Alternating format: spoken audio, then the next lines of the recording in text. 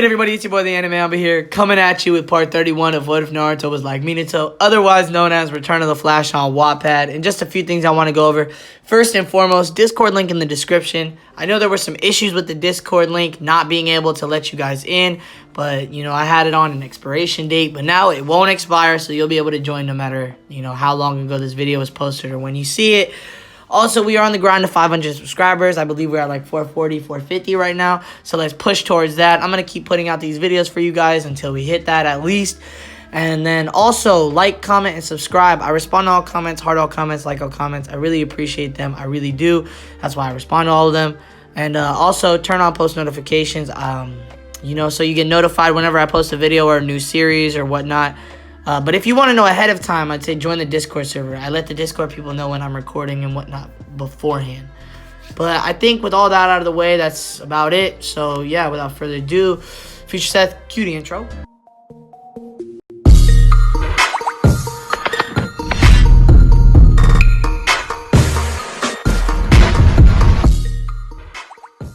Okay. They had been walking for over 2 hours, with one short break in between. Nothing had been out of the ordinary, and shockingly, there had been periods of silence where neither of them would say anything, opting to enjoy the silence. Everything was good, until Naruto finally decided that he should do something productive to pass his time. "Hey, Erosenin," he called, gaining the other man's irritated attention. Without waiting for him to speak, he continued. "Do you know the reason why we're looking for Tsunade?" Jiraiya gave him a confused look. "I thought you knew about her being the new Hokage, or have you forgotten?" Naruto scoffed. "I have photographic memory, I forget nothing." In a more serious voice it continued. "But it's not about that. I'm asking whether you know why she abandoned the village." Jiraiya flinched at the bluntness of the statement. As much as he wanted to correct Naruto, there was nothing he could say to refute the statement. He knew about Tsunade's losses in the war and why she chose to leave the village, but Naruto's words carried a harsh sense of truth to them. "I do, but it's not my place to tell you," he replied. Naruto frowned a bit but said, "Fair enough." If he didn't want to tell him, it was fine. He could learn it on later on his own. But there was something he needed to know. Is she a missing nin? Jiraiya almost missed his step at the question, turning to glare at the blonde. What? Naruto was not at all perturbed by Jiraiya's sudden anger. He reiterated, "I asked if she was a missing nin." Jiraiya was indignant. "Do you even realize what you're saying? She's related to the first two Hokages by blood, and the student of the third. Not to mention she's one of the legendary Sannin, who, by the way, were granted traveling rights by the daimyo of Hinokuni himself." Naruto adjusted the strap on his backpack a little. This was the first time he was wearing one. "I know that, trust me. The books are full about the feats of you three. Tsunade's legendary prowess as a medic is known throughout the world. But answer me this. She has not stepped a foot in the village for the last 10 years, and by extension, not performed a single mission for it. Once I asked Gigi, now why was it that you were allowed to spend so much time outside the village? He told me that you were allowed to do so for you had a spy network to maintain, right?" Jiraiya frowned but was still confused as to where Naruto was leading him. He nodded nevertheless. "Which means that you are only allowed to travel as long as you keep doing missions for the village. If we go by that context, Tsunade is abusing her Sannin traveling rights. Not only has she been out of the contact and sight of the village, but she hasn't done a single mission for Konoha for quite an extended period of time. Not unlike a missing nin, won't you say?" Jiraiya had narrowed his eyes at the end of Naruto's question. Naruto's words felt like ice-cold water rushing down his back.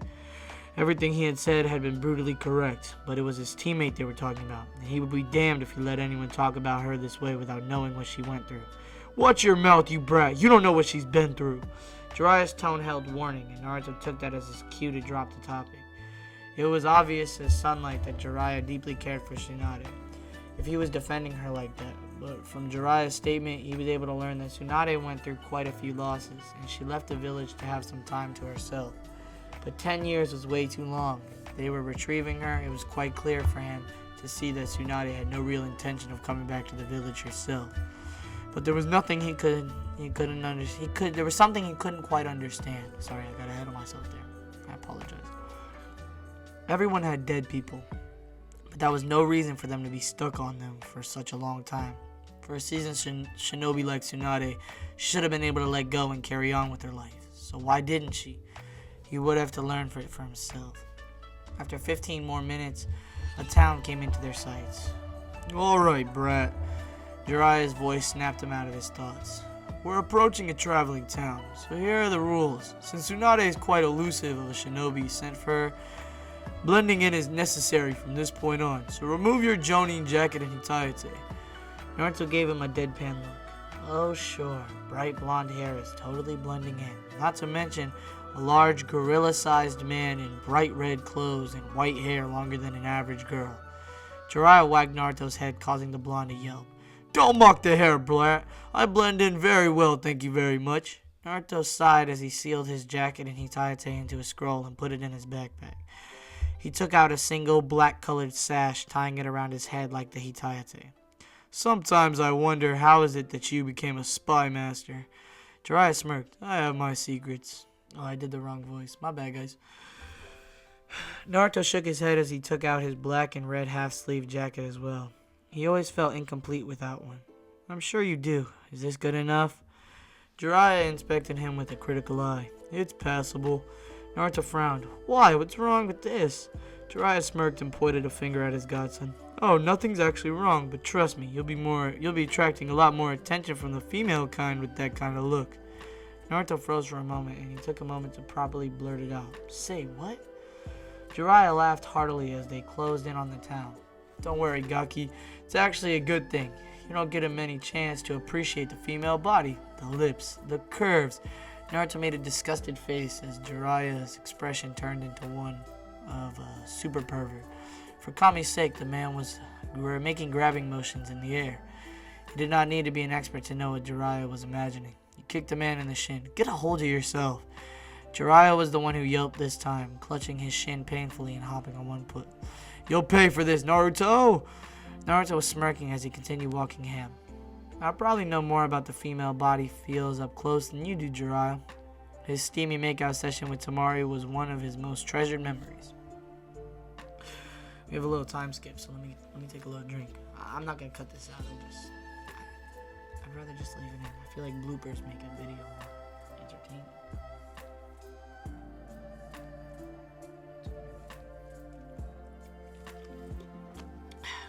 Shout out to Noah and all the subs that comment. Shout out to all the people that comment. His comment just popped up on the screen while I was looking away. So sorry. Let's continue with the video, okay?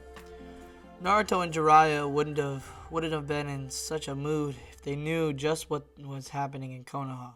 Two intruders slipped quietly into the village undetected. They were covered with black coats with a pattern of red clouds. Quietly sitting down in the tea shop. Ooh. They wore wide-brimmed straw hats to cover the parts of their face being shown above the high collar of the cloaks. The shorter one of them, who was eating dango, was the first to notice. He motioned to the larger one, the three jonin who were eyeing them. Quietly, they paid their tab and left the shop. We should leave. It appears that the Jinchuriki isn't here. A low, monotone voice said to his partner. The cloaked stranger kept walking. They were passing a lake when they both stopped. Silently, they turned to face the two newcomers, Asuma and Kurenai. You two don't seem to be from the village. Who are you guys? Asuma asked in a voice that meant all business. It's been a long time, Asuma-san, Kurenai-san. The shorter one commented in a rather pleasant tone. So, you are shinobi of this village, Asuma commented, puffing on a cigarette. What did you come here for? The shorter of the duo lifted his straw hat slightly, revealing his eyes, both of which had a blazing shotgun gun in them, which made Asuma and Kurenai go wide-eyed. No doubt about it, Asuma muttered as the shinobi removed his straw hat and unbuttoned his cloak slightly, revealing a young and handsome face with black hair, lines under his eyes, and a Konoha forehead protector with a slash through it. Uchiha Itachi. So, you're acquainted with Itachi-san, huh? Then I also need to introduce myself. The taller of the duo said as he removed his own straw hat to reveal a blue-skinned man with very sharp teeth, beady eyes, and what looked like gills on his cheekbones. Hoshigaki Kisame. Nice to make your acquaintance. You're not making an acquaintance here, Asuma said with a small smirk on his face. It looks like we've got the task to take you on. Itachi-san, your home village doesn't seem to like you very much, Kisame commented. I've heard of you, Kurenai said, staring at Kisame. Hoshigaki Kisame, formerly of Kirigakure no Sato, a renegade ninja wanted by numerous countries, including the Water Country, for assassinating a feudal lord and sabotage, as well as various other crimes. You boys are listed as S-rank criminals in the bingo book, you know, Asuma said, the smirk disappearing. Itachi coming back to the village after what you pulled. Asuma-san, Kurenai-san, I have no wish to kill you, Itachi said. Please do not interfere with my affairs. Can't really just walk away. What's your purpose here? Suddenly, Kisame grabbed his sword and swung it down with enough force to crack the ground with a hit, kicking up a lot of dust. Oh, shit. This person is quite annoying, the shark man said, a grin on his face. Shall I kill him? It does not look like we can leave the village without a fight, Itachi said, not looking away from Asuma for a second. But don't overdo it. Your style attracts too much attention. It's settled then, Kisame said as he lifted his sword again to rest it against his shoulder. For a few moments there was silence as everyone just stared at each other. Then Kisame moved with incredible speed, swinging at Asuma, who drew a pair of trench knives and blocked the swing. Asuma gritted his teeth as he struggled, the sword coming lower and lower. I'm being pushed down by just the tip of this sword. What kind of monster is he? Slowly the sword was placed against Asuma's shoulder, which made Kisame grin. The shark man pulled the sword back, making Asuma grunt in pain when he felt something tear into his shoulder. Looking to see the bandages coming off the sword's tip, revealing not a blade but a series of downward-facing scales running along the entirety of this length. My great sword Samehada just cut it. It shaves, Kisame announced with a grin. Suddenly Asuma grinned slightly despite the pain. Kurenai, you're late.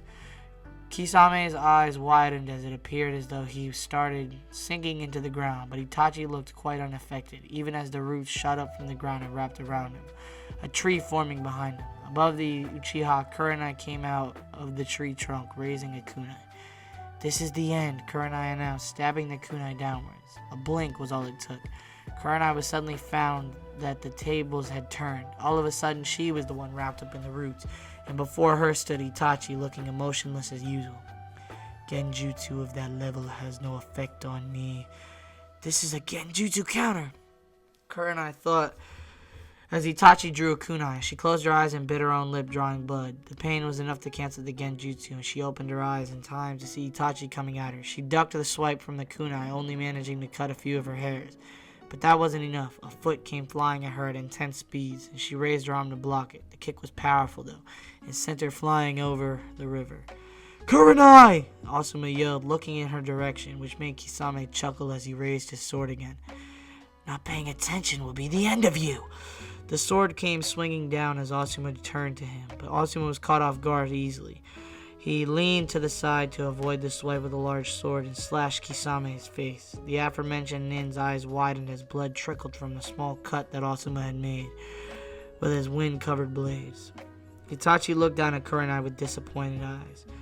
Nicely blocked, Kurenai-san, but this is the end for you. Itachi's eyes narrowed and glanced to the side behind him where the owner of the voice said was standing. Kakashi glanced at Itachi's back with a Sharingan. There was no doubt at all that even if he held a blade to Itachi's back, the Sharingan wielder was anything but helpless against him. He grimly thought, fighting Itachi is no pushover. He must have gotten stronger since when he left the village. I'll have to assume a worst-case scenario in this fight. Time skip. Kakashi was barely standing as he gazed at the two missing nin. He was out of strength, breath, and chakra. He made a foolish mistake at looking into Itachi's eyes, and now he was done for. Just what the hell was that? Kakashi tried to analyze just how did Itachi possess such a strong genjutsu. His eyes certainly didn't have this ability. Itachi had called it Tsukayome, a genjutsu of his design that was somewhere connected to space-time. For Itachi had tortured him for over 72 hours in there, while in reality only a second had passed. He didn't know just how Itachi had did it, but it clearly worked. Kakashi was out of the fight. He fell down to his hands and knees. No, I can't black out now. The reinforcements should almost be here. I have to stall them. Why are you two here? Itachi spoke as if he did not fight at all. We're after the legacy of the Yondaime Hokage. Kakashi wasn't surprised at all, while Asuma and Kurenai's eyes had widened. By this time, it was no secret to the whole village who that was. Asuma muttered, "You're after the Kyuubi inside Naruto, aren't you?" The silence was enough of an answer.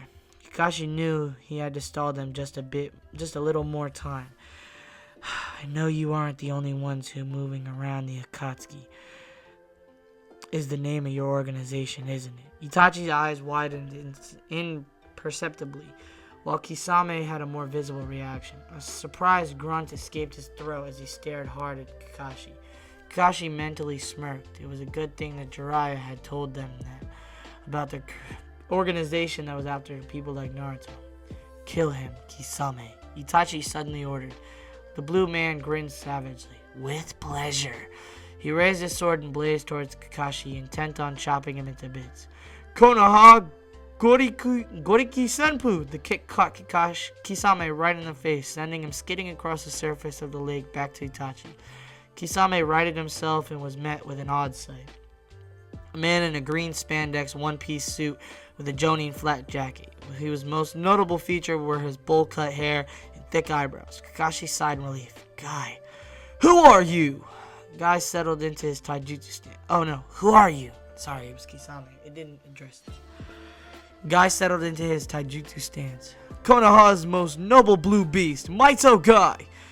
Kisame snorted. "You should take a closer look at yourself. You look more like an odd beast." Guy didn't seem to hear him as he easily lifted Kakashi onto his shoulder and said, "You two, open your eyes, but don't look at Itachi in the eyes." Asuma and Kurenai opened their eyes. Taking in the stance, Itachi closely analyzed the scene and weighed his odds. Guy was exceptionally strong, and he had ways to fight the Sharingan. Also, he must have singled the reinforcements on his way here. They needed to get out. "Enough, Kisame," he said softly. When his partner looked at him in confusion, he said, "We've attracted enough attention. We didn't come here to start a war. We're leaving." Kisame sighed in genuine disappointment as he put away his sword. "And I was just starting to get excited, but it seems we have no choice." Itachi and Kisame then disappeared. Asuma and Kurenai relaxed as Guy shifted Kakashi a bit. He turned around and said with a serious voice that he rarely used, "I don't need to tell you that the return of Itachi to this village must be kept a secret from a certain someone, do I?" Asuma and Kurenai nodded. "We'll tell the others to keep their mouths shut around him." Guy nodded and then smiled. "Good. Then I need to get Kakashi to this hospital." Damn, I can't speak right now. My bad, guys. Wait, let me see how long this part is.